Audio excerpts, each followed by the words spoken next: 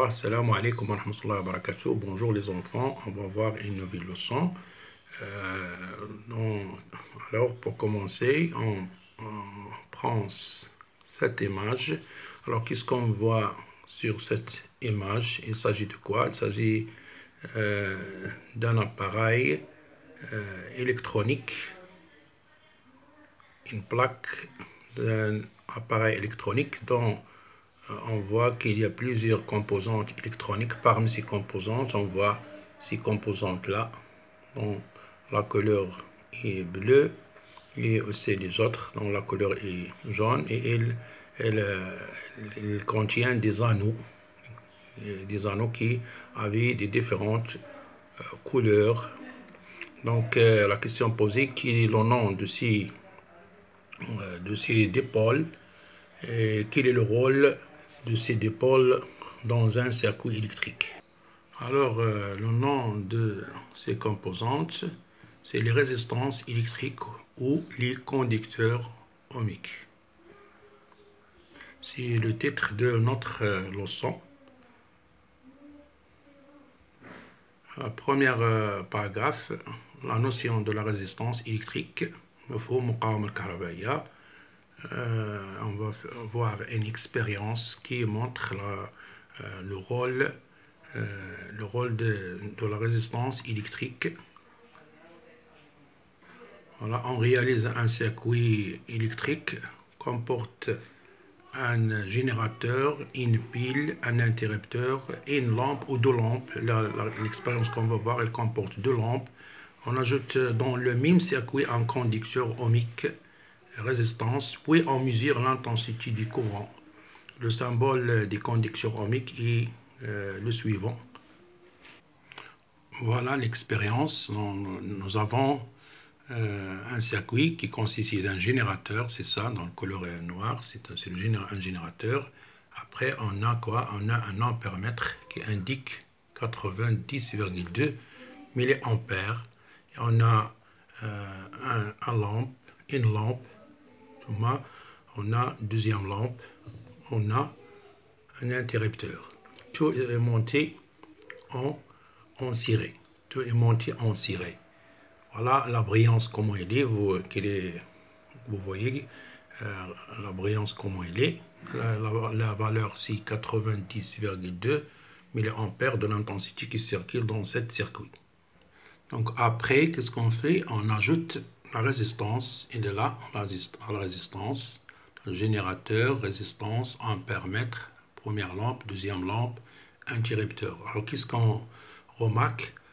La brillance, comment elle est, et l'intensité du courant, c'est combien? C'est 69,9 milliampères. Voilà le schéma de notre expérience. Vous pouvez le prendre. Alors, qu'est-ce qu'on remarque? Alors, nous remarquons que sans résistance, sans la résistance, l'intensité est élevée, 90,2 milliampères. La brillance est normale, mais en présence de la résistance, qu'est-ce qu'il arrive? L'intensité est diminuée et la brillance aussi est diminuée. Et quelle est la conclusion qu'on peut conclure? C'est quel est le rôle de la résistance des conducteurs ohmiques? Qu'est-ce qu'il fait?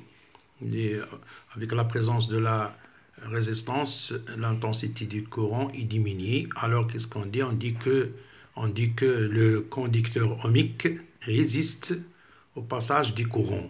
الموصل الأومي يقاوم مرور التيار الكهربائي، لذلك سمي مقاومة. لماذا؟ لأنه يقاوم مرور التيار الكهربائي، وهذا هو ما سنكتبه.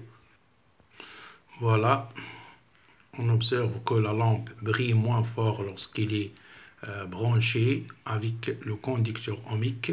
En ajoutant le conducteur dans le circuit, l'intensité du courant diminue. On dit que le conducteur ohmique résiste au passage du courant électrique. Conclusion, le conducteur ohmique est caractérisé par une grandeur physique qu'on appelle la résistance, qui résiste au passage du courant. La résistance électrique est notée par la lettre R. Voilà, c'est ça, le symbole de la résistance, c'est R.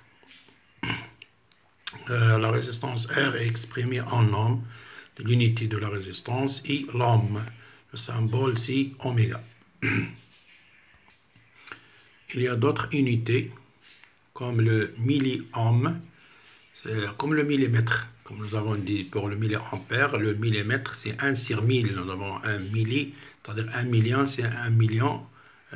Milli, c'est un millième. Un millième, c'est-à-dire 1 sur 1000. C'est 0,01. Kilo, toujours c'est 1000. 1 kilo ohm, c'est 1000 ohms. Méga, le méga, c'est 1 million. Le mégaoctet c'est les CD ou les RAM وهذاك نقولوا méga giga. Méga c'est un مضاعف. Méga ohm c'est 1 million. C'est 1 million. Giga, giga c'est 1 milliard. C'est 1000 millions. Et on va faire cet exercice. Alors la réponse 2 kilo ohm c'est 2000 ohms. 700 ohms c'est 0,7 kilo.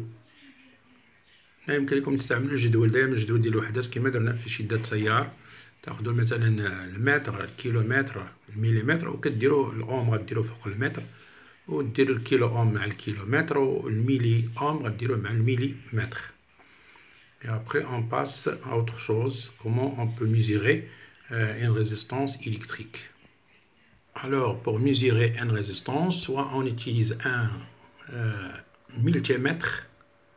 Voilà, le multimètre, c'est à l'aide du multimètre que nous avons déjà mesuré la tension. Voilà, ici, on a le volt. Pour mesurer la tension, on doit mettre le calibre ici.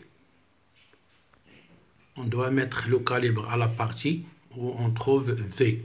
V est un symbole de quoi ça? C'est le symbole du courant électrique continu. Ici, c'est un autre type de courant. Si nous voulons mesurer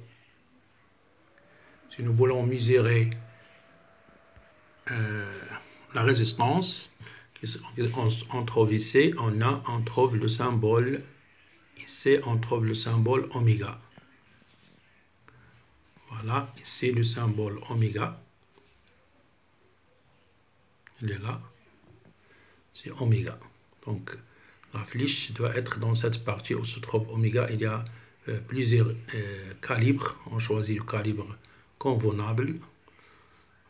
Ici, on trouve quoi? On trouve, si nous voulons mesurer, on trouve A, c'est-à-dire si nous voulons mesurer l'ampère, l'intensité du courant, c'est l'ampère-mètre. Pour mesurer, alors, comment on branche le multimètre? Qu'est-ce qu'on remarque ici? On a le symbole oméga et on a le symbole V. C'est-à-dire, je veux mesurer, lorsque je veux mesurer la résistance, je dois mettre un fil dans ce pôle-là et on mettre l'autre fil dans le pôle commun. Et la résistance, c'est un dipôle dont les pôles sont identiques. On ne cherche pas ici plus ou moins. On ne cherche pas donc directement, on branche les deux fils aux bornes de la résistance. Voilà comment procéder. Comment on procède.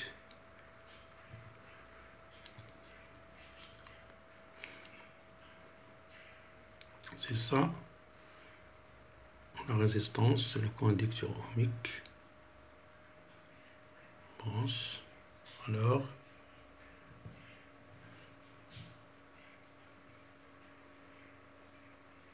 on met des fils dans les pinces. Ce sont des pinces crocodiles en méquisquant. Ils nous donnent la valeur suivante. Ils nous donnent combien? C'est le point, c'est-à-dire c'est 0,147. Le calibre c'est 2 kg.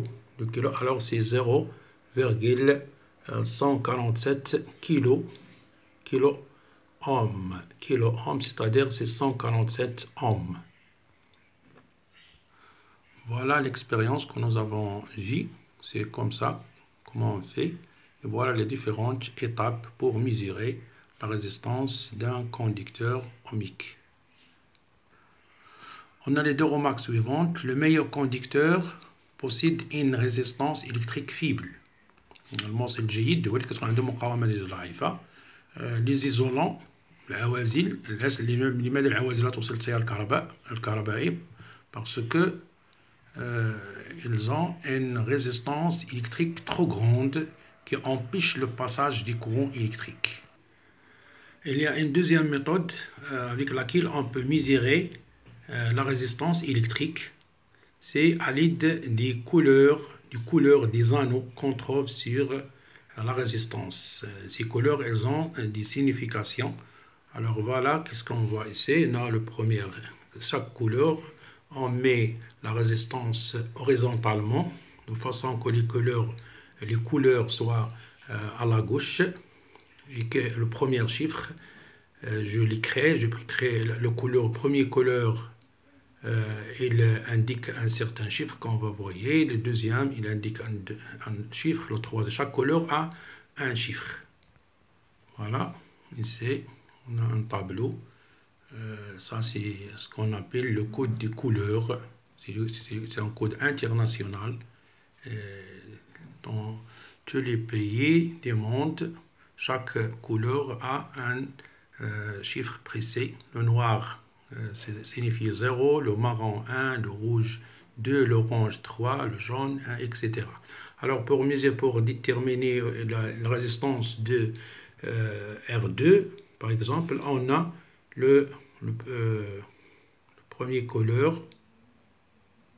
La première couleur, c'est le jaune.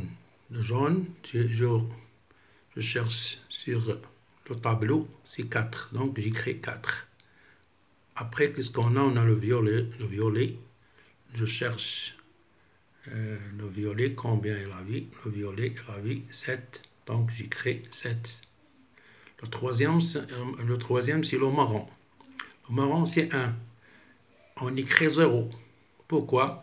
Parce que le troisième chiffre, il indique le nombre des zéros que je dois ajouter. Le nombre des zéros que je dois... Alors, lorsqu'on a 1, c'est-à-dire j'ajoute un 0.